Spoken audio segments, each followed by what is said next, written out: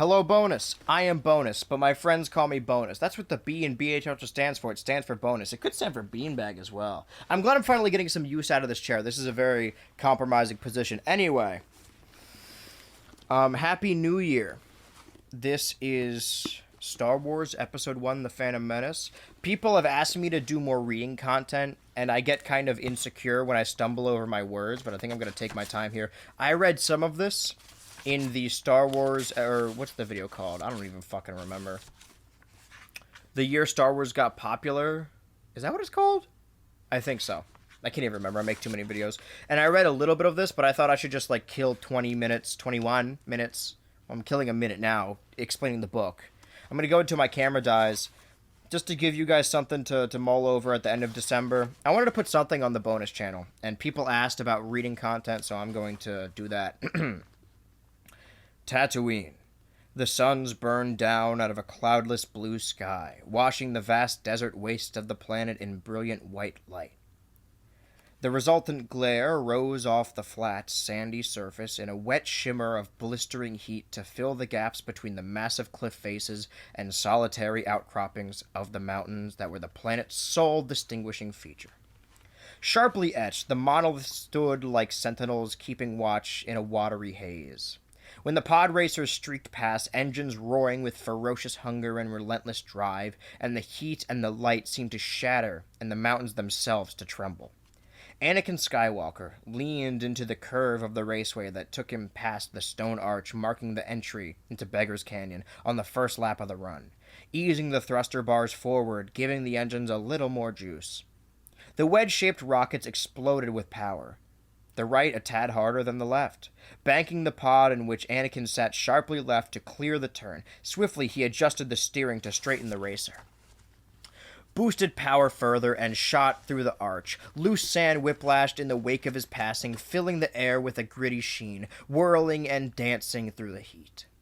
He ripped into the canyons, fingers playing across the controls, hands steadily on the steering.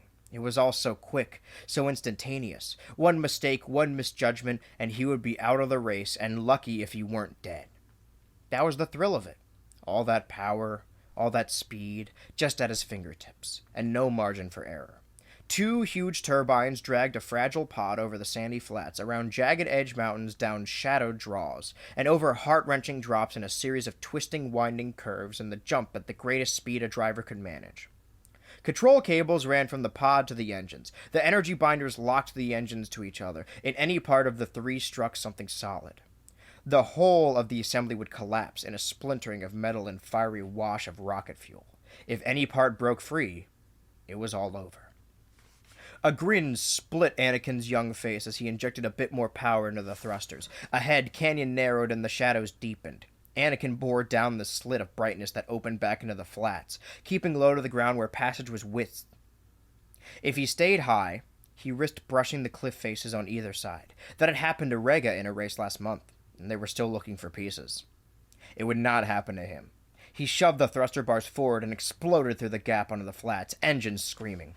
Sitting in the pod with his hand at the controls, Anakin could feel the vibration of the engines travel up the control cables and fill him with their music. Wrapped in their rough-made jumpsuit, his racing helmet, his goggles, and his gloves, he was wedged so closely to his seat that he could feel the rush of wind across the pod's skin beneath him. When he raced like this, he was simply never the driver of a pod racer. Never just an additional part. Rather, he was at one with the whole, an engine's pod, and he were bound together in a way he could not entirely explain. Each shimmy, each small throb, each tug and twist and strut and ice were apparent to him. He could sense any given moment exactly what was happening throughout the length and breadth of this racer. It spoke to him in its own language, a mix of sounds and feelings. And though it did not use words, he could understand everything it said. Sometimes he thought dreamily. He could sense what it would say before it even spoke. A flash of gleaming orange metal shot past him on his right, and he watched the distinctive split X of Sebulba's engines flare out before him. Taking away the lead he had seized through an unusually quick start, his brow wrinkled in disgust at himself as his momentary lapse of concentration and his dislike of the other racer. All gangly and crook-legged, Sebulba was a twisted inside and out, a dangerous adversary who won often and took delight in doing so at the expense of others. The Dug had caused more than a dozen crashes of other pod racers in the past year alone, and his eyes glinted with a wicked pleasure when he recounted the tales to others on the dusty streets of Mos Espa. Anakin knew Sebulba well, and knew better than to take chances with him. He rode the thruster bars forward, fed fresh power to the engines, and rocketed ahead. It didn't help, he supposed as he watched the distance between them narrow. That he was human, or much worse, that he was the only human ever to drive in the pod races. The ultimate test of skill and daring on Tatooine and the favorite spectator sport of the citizens of Mos Espa. It was supposed to be beyond the skill and capability. I was doing so well. I thought it was capacity. Favorite spectator sport of the citizens of Mos Espa. It was supposed to be beyond the skill and capability of any human.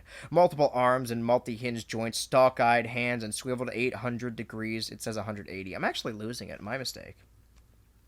Multiple arms and multi-hinted joints, stalk eyes, head that swiveled 180 degrees, and bodies that twisted as if the boneless gave advantages to other creatures that humans could not begin to overcome. The most famous racer, the best in the rare breed, were strangely shaped, complexly formed beings with a penchant for taking risks, and bordered on insanity. But Anakin Skywalker, while nothing like these, was so intuitive with his understanding of the skills required by the sport and so comfortable with its demands that his lack of these other attributes seemed not to matter at all.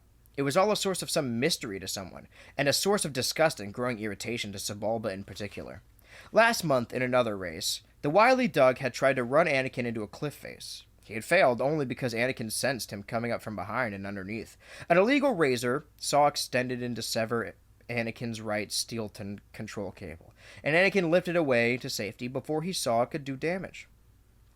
His escape cost him the race, but allowed him to keep his life. It was a trade he was still angry at having been forced to be made. The racers whipped through the columns of ancient statuary and across the floor of the arena erected on the edge of Mos Espa. They swept under the winner's arch, past row upon row of seats crammed with spectators cheering them on, past pit droids, repair stations, and the boxes where Hutts watched in isolated splendor above the commoners. Oh man, I'm sorry. From an overlook in a tower centered on the arch, the two-headed Troig, who served as an announcer, would be shouting out their names and positions to the crowd. Anakin allowed himself a momentary glimpse of blurred figures that were left behind so fast they might as well have been nothing more than a mirage. His mother, Shmi, would be among them, worrying as she always did. She hated watching him drive in the pod races, but she couldn't help herself. She never said so, but she believed that simply by being there she could keep him from coming to harm. It had worked so far. He had crashed twice and failed to finish even once. But after more than half a dozen races, he was unharmed, and he liked having her there. It gave him a strange sort of confidence in himself that he didn't like to think about too closely. Besides, what choice did they have in the matter? He raced because he was good at it. Watto knew he was good at it, and whatever Watto wanted of him, he would do. That was the price you paid when you were a slave.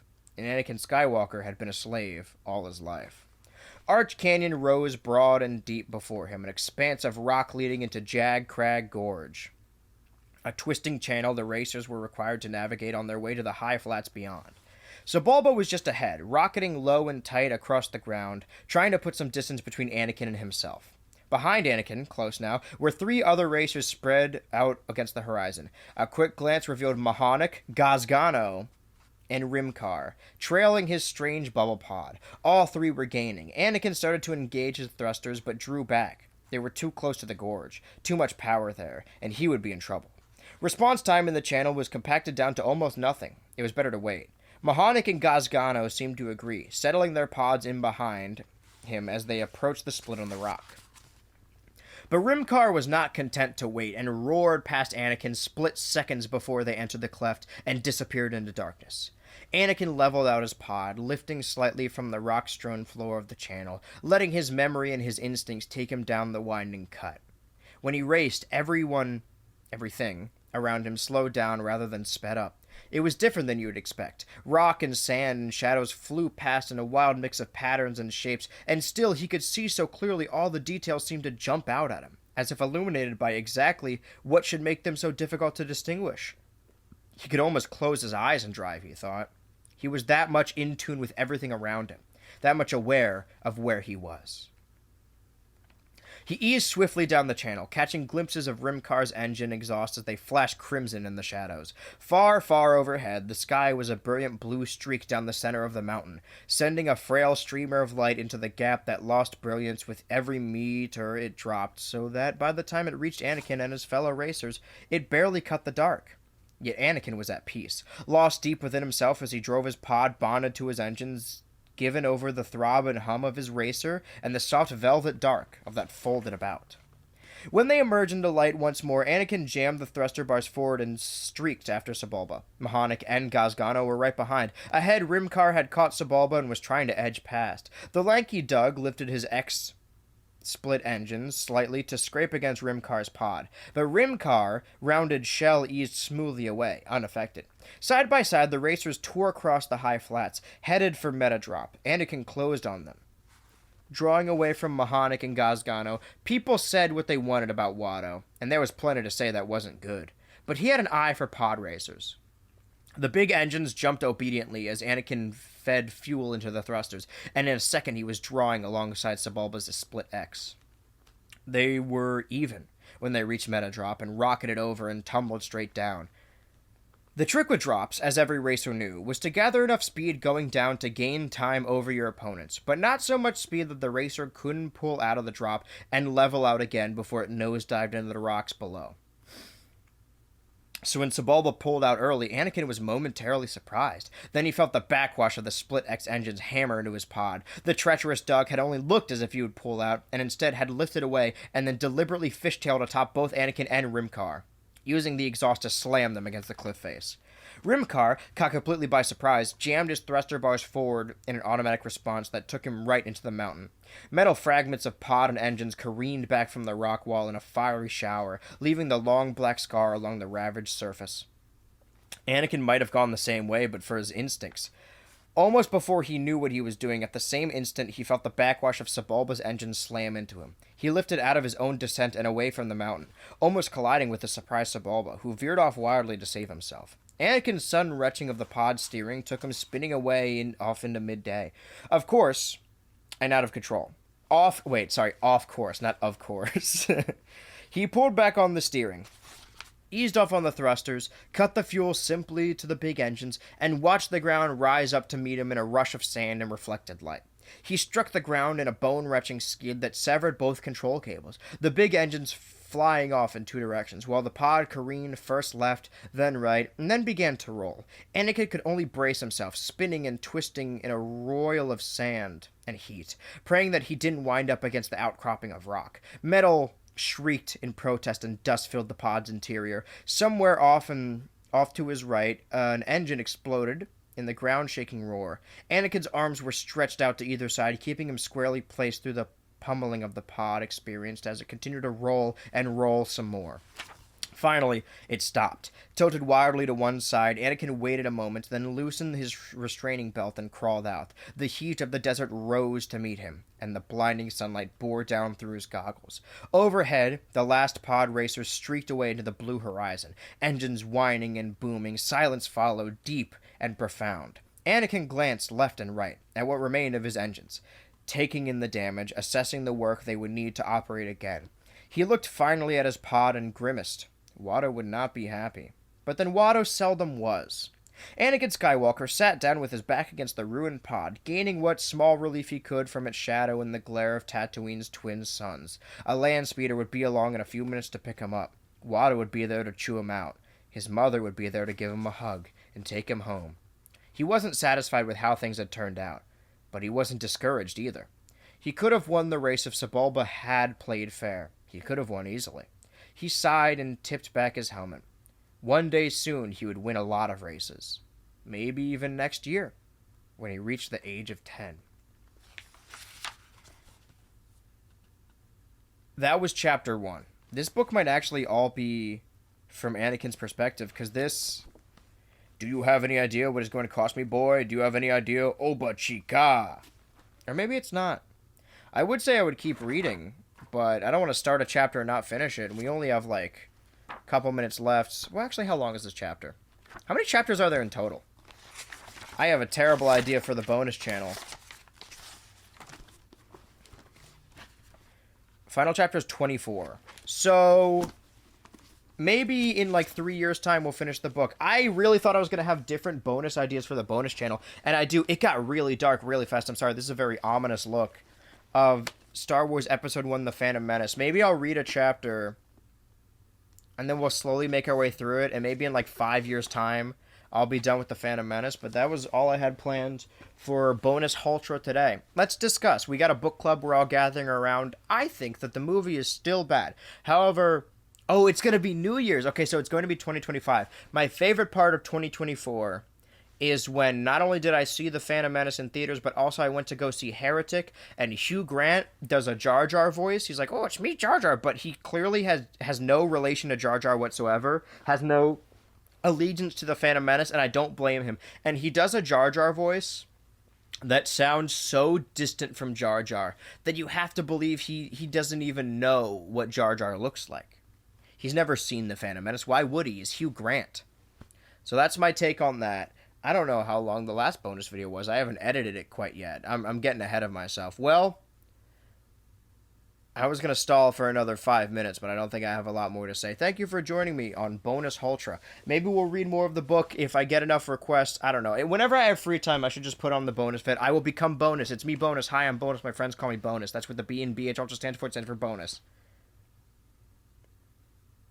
Maybe I'll read more of it if I get enough requests. But as of right now, thank you for joining me in my bonus beanbag. Happy New Year, 2025. I've got a lot of things planned, a lot of bonuses, a lot of turbos, a lot of ultra. I hope to see you on the other side. Maybe next year, when he turns 10.